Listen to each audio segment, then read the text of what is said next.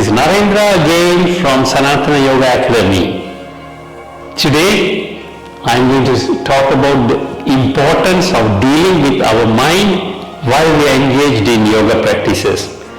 In my previous video, I had mentioned 5 important aspects everyone should know before they embark on yoga practices. One is how to deal with your breath, which has been covered in another video. And today's video is how to deal with your mind while you're doing yoga. Then of course we have to understand how to deal with our body, which will be the next video. What do we do with our body and what should we become aware of in our body while we're doing yoga practices, and how do we standing in footlock or padabandha, and how do we put weight on our palms when we do several yoga poses such as downward dog, cobra, or more strenuous poses such as the Lolasana, which is like the swing pose. So these are covered in different videos, and all these will form the most fundamental preliminary knowledge you need to have before you embark on yoga practices. So let's get back to the mind. So in my previous video I showed you how to breathe deep throughout your yoga sessions. Now I'm going to tell you where to keep your mind. Your mind, all of our mind is a monkey. The monkey mind loves to flit around from tree to tree, branch to branch, from tree to building, from buildings to trees, and so on. So while we are engaged in yoga poses, our mind might be contemplating on what's for dinner, what's for lunch, what do I do next, what's happening at office tomorrow. We don't want that happening. We want the mind under our control. And the best place to keep your mind while you're doing yoga practices is to keep your mind here on your belly. And if you want a specific location for your mind on your belly, let's say the belly button. And what does the monkey mind do? He has the job of sitting here on the belly and watching your belly coming out as you deeply inhale and going in as you exhale. So I now might be looking straight ahead at all of you. That's my eyes, but the eye of my mind or my focus of my mind is here. And now I am breathing in deeply with my stomach coming out. Then I am exhaling as my stomach is drawn in. So I'll do that again.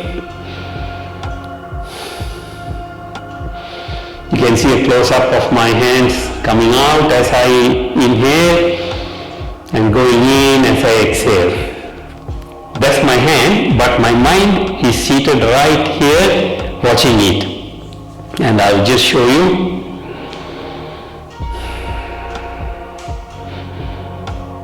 My eyes are open, gazing straight ahead blankly, but the eye of my mind is here, watching over my stomach coming out and going in. In fact, if you want to be even more proactive, give the job of pulling your stomach out as you inhale to your mind, and give the same monkey mind the job of pushing in your stomach when you have to exhale. So let him be busy doing this.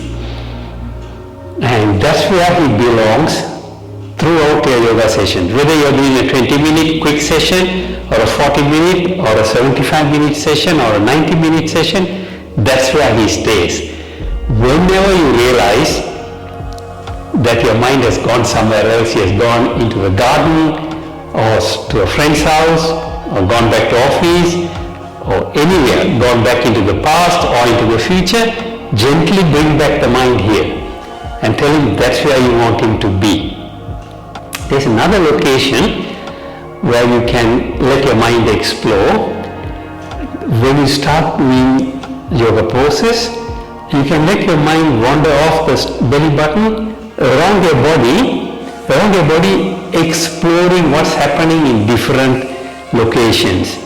For example, I will show you, I will demonstrate you a simple twist which is called Bharadwaja twist. Normally it is done with your legs crossed in lotus pose. So if you would let me, I will get into lotus pose. Right? But you can also do it in a simple, comfortable cross-legged pose. So I'm going to place my left palm on my right knee, right palm on the floor behind or bent behind my back. Then I inhale and stretch tall, and I am twisting. As I twist deeper and deeper, I let my mind explore all the muscles that are stretching and twisting around my torso area. And why do I let him do that? I let my mind explore because I want to be able to stretch the muscles, but I don't want to overstretch them to the point of unbearable pain.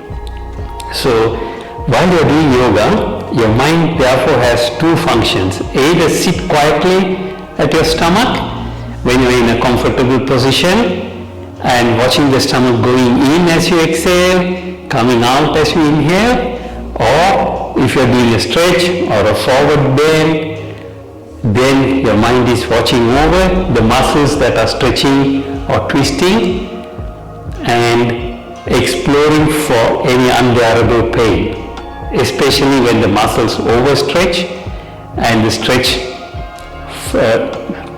migrates from your muscle into the joining point with your at your joint, and the pain is a little bit unbearable. That's when your mind will have to command you to ease off or relax off. So you can allow your mind to explore the body. I will actually show you another posture where this could be quite beneficial. Let me do something that involves a hamstring stretch. So I am going to do a pose that involves a serious hamstring stretch, and I want my mind to explore what's happening around my hamstring. So here, let me select a pose that really stretches your hamstring. Let's take the warrior pose.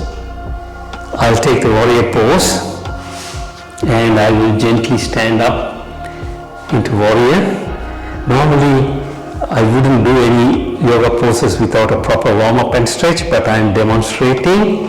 So that's my right foot straight out, left foot behind me, left leg stretched and left foot stirred inwards. I bring my hand, I bend my right leg and bring my hands up in warrior pose, and I watch for stretches. As I do this, I watch for stretches in my hamstring. Now that's called the body of my hamstring muscles. It has a lot of capacity to stretch. But when the hamstring muscles comes and joins into my knee joint or into my groin, it doesn't have the tendons. The joining points are called tendons, and they don't have much capacity to stretch. So I'm going to let my mind explore what's happening in this region.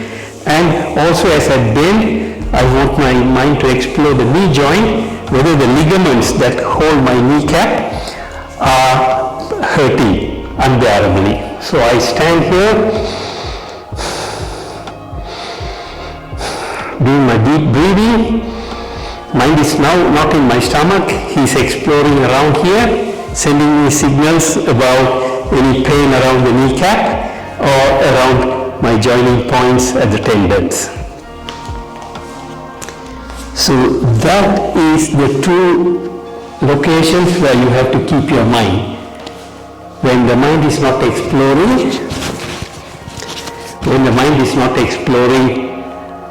the muscles and their stretches, it's kept here on your stomach. And in the next video, I'll be talking about body itself, but before I finish, I want you to also be aware it is quite common for the mind to wander off. So don't feel bad, don't get judgmental, don't get angry with your mind. All you have to do is be patient like training a puppy dog. Every time the mind wanders, bring it back here.